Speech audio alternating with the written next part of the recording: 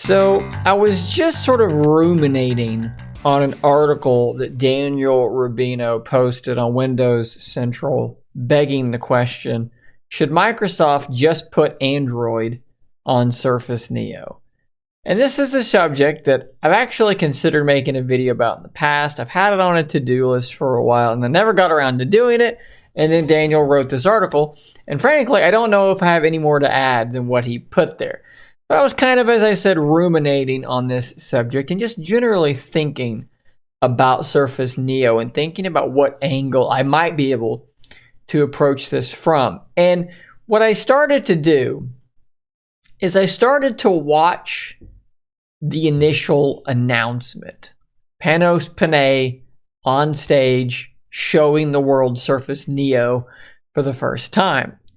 And this is something I've done in the past with Surface Duo because I'm a great big giant nerd. Before Duo came out, I had gone back and watched at this same event where he shows off Duo. I'd gone back and rewatched this a couple of times because it just was so cool to me. But I'd not done that with Surface Neo for some reason. I think I was more into the Android ecosystem at that point and kind of less invested in Microsoft. So Duo was more interesting to me. And that may be weird to some of you guys because some of y'all, it's the exact opposite, right? The thing running Windows was probably more interesting to a lot of you. For me, it was the thing running Android that kind of caught my interest. So what I'm going to do today on this video, we're going to do a little picture-in-picture here. And I'm going to, in real time, rewatch Panos Panay announcing Surface Neo. And I'm going to kind of react to it here in real time. And I'm excited to watch this. I'm excited to rewatch this announcement and just see what kind of feelings it gives me. So let's start here, which is just right before he pulls the thing out of his jacket pocket. That's as far as I made it. And I got, excited feelings. And I thought this could be a video. So I stopped. Let's pick it back up. But as we think about the future of Microsoft, in a world that's more mobile, more cloud-based, where the line blurs more between home, life, work. Okay, before we even get there, I just want to point out that it's clear that has remained the vision. Cloud-based, mobile, that's very much still the vision. And Microsoft's recent sort of reorganization on Android that I've talked about in a prior video also points in that direction. We wanted to make you a product that felt smaller, a product that fit your lifestyle, but also in a big way, make you more productive and creative. And today we want to introduce you to a new product that I believe is the next category. Believed it was the next category. And here we are. This was, if you don't remember, this was, I believe, 2019, October 2nd of 2019. Does he still believe it's the next category? Product is the product that's made to adapt to you in both form and function. Not just in two postures, but every posture, creating limitless flow, uninterrupted, to innovate for the future in a way that only this company can do. This turns out that they couldn't. This is the moment. Is Surface Neo. It's so small. I mean, it's bigger than Duo, obviously, but it was so compact. Oh man. What a cool looking piece of hardware that was. And this was such a cool little announcement video too. Intel Inside, right? That was a big problem, was that processor that was supposed to be in this, it's not a thing anymore. They're not making that anymore. So it was orphaned in the sense that it no longer had the processor it was meant to run. And then the OS got canceled, so it's got no processor and it's got no operating system. Here's your connector between the two sides. It's still pretty, right? Windows Hello. I hadn't thought about this. Here's something that we don't have on Surface Duo. We don't have a face unlock. Well, this right here was meant to have Windows Hello. That's really cool. Notice here, look at the taskbar down here. They've actually brought this to Windows 11 now in some of the developer builds. I've talked about this already in a video, but that is a thing that is in Windows 11 now. Snapping, spanning between screens, opening a link, it opens on the other side. He's gonna drag a picture over into OneNote. The pin, I had forgotten that the Slim pin was going to magnetically attach to the back of Neo. I had totally forgotten about that. You would just stick it back there. And there's more room for magnets. It probably was going to charge through it too.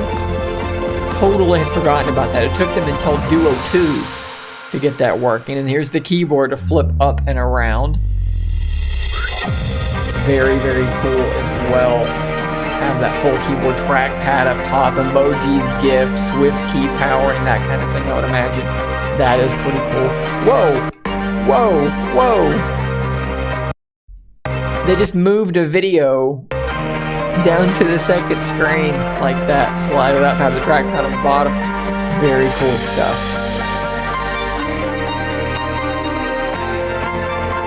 Pretty good Netflix viewing experience. I use my Duo like that all the time in tape mode.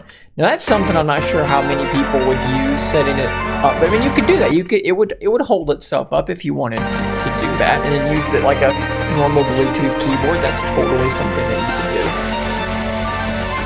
do. This still looks so good. It's so bummed. I'm so bummed out that this is not a thing that you can buy. They've never had to use that before, or after rather, the little opening Microsoft logo. Tell us about it, Thanos. Come on, tell me about it. You got the Slim pin there. Right? Right? Like, should I even talk? There's truly nothing else like this out there. Nothing. Look at the chat. Every single detail of this design is thought through. The device was created to be light and thin, so you can hold it in all its postures. Each side of this product is 5.6 millimeters thin. 5.6 millimeters thin. So that's roundabout Surface Duo 2 thickness, if I'm remembering correctly. 4.8 on original Duo and 5 point something on Duo 2. 5.5 millimeters thick on Duo 2. So it was effectively the same thickness as Duo 2 would end up being. Extraordinarily. It's the thinnest LCD that's ever been created. It's incredible how small it is. I got to be careful. I'm not, this is the whole thing. You give away all this information a year before your product launches. You start to get a little paranoid. Maybe you should have just told us. 655 grams. So when you carry it, it feels incredibly light. It's surrounded by 655 grams. Duo 2 is 284 grams. The 360-degree hinge that you see here and what this product can do. And as you feel it, it feels incredible. That's interesting there. Whenever he folded that screen around, product can do. That screen stayed on. So this may be like a dummy unit of some kind. This may not be a functional. Well, the wallpaper looks like it's rotated. But maybe that screen shutting off and thing as you feel it, it feels incredible. It's a combination of micro gears adding a torque system that create this perfect feel when opening and closing. There's over 60 micro coax cables that run between these two hinges. That idea of limitless flow in any position you want to put this product in. The first example of the gap, the dreaded Surface Duo 2 gap. Your pen's on the back magnetically charging. So when you just want to put it to the screen and create the way we just showed you on Pro X, it's easy to do. The one. Did you just pull out? Now for each of it's the keyboard. the products that we make, we talk as a team about the one thing. What is the one? Now the keyboard also magnetically seals to the back of the product and integrates perfectly. And when you fold it, the transition that happens in the perfect flow between Windows, software, the hardware of this device coming to life, it almost feels like you're using the Force when the keyboard comes. You go, whoa, that's exactly what I expected to happen. This thing is designed through and through with a brand new continuation and expression. You can pick your words of Windows 10 built for dual screens.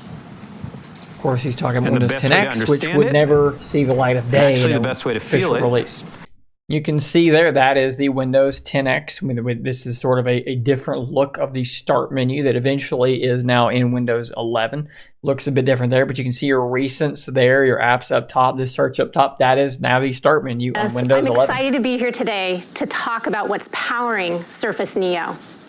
It's a new expression of Windows 10 that we've been designing and building for the last couple of years with hundreds of engineers and designers at Microsoft. Hundreds of engineers, a couple of years. Our goal is to fuel a new era of mobile productivity and creativity. When I launch an app, it launches on the side of the device in which I invoked it, and inviting me to launch another application on the right side of the device. So, I mean, this really is, you know, a dual monitor computer user, right? And that's how that should work. But there are moments in my flow where I want to be focused exclusively on one experience. In most cases, it's very simple to take this using an interaction we call spanning, and I can span the application across the two screens. A little bit slower than on Duo, but it works well enough. And we have this on Outlook on Surface Duo. It works exactly the same. Also to note, Windows 10X running on Neo supports the breadth of Windows applications, including Office, so that I always have the apps that I rely on. I would have loved to have seen exactly, you know, how normal applications, how games and so forth. I mean, they probably would not have run very well, but I mean, install Steam on this thing, you know? That there's so much open-endedness to something like this. Watch what happens. As I tap this, you will notice that it launches on the second screen, keeping me in my flow. I can now view that website or continue to go through my mail and help you stay in flow. Rotation is pretty snappy.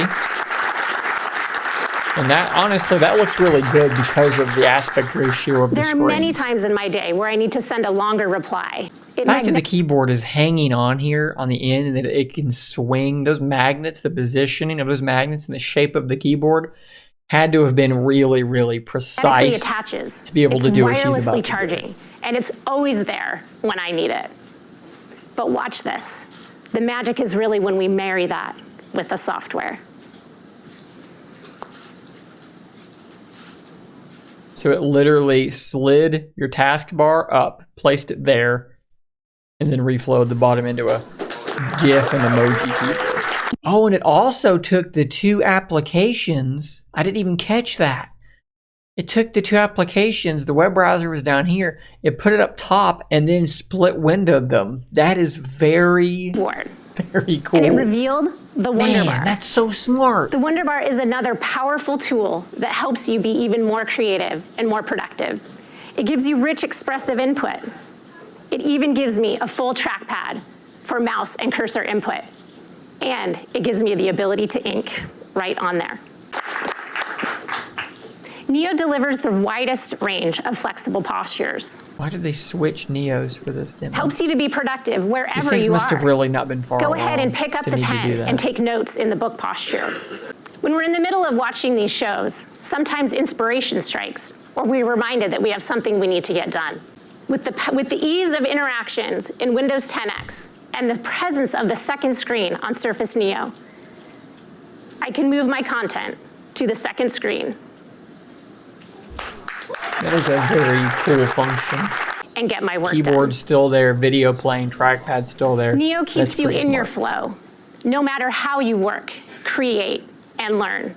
Let's take a minute and talk about how the silicon has to evolve to make a product like this to come together. In this product is a brand new processor created by Intel called the Intel Lakefield processor. It's a hybrid CPU. It's the first of its kind with an 11th gen graphics engine designed specifically for this product, for dual screens.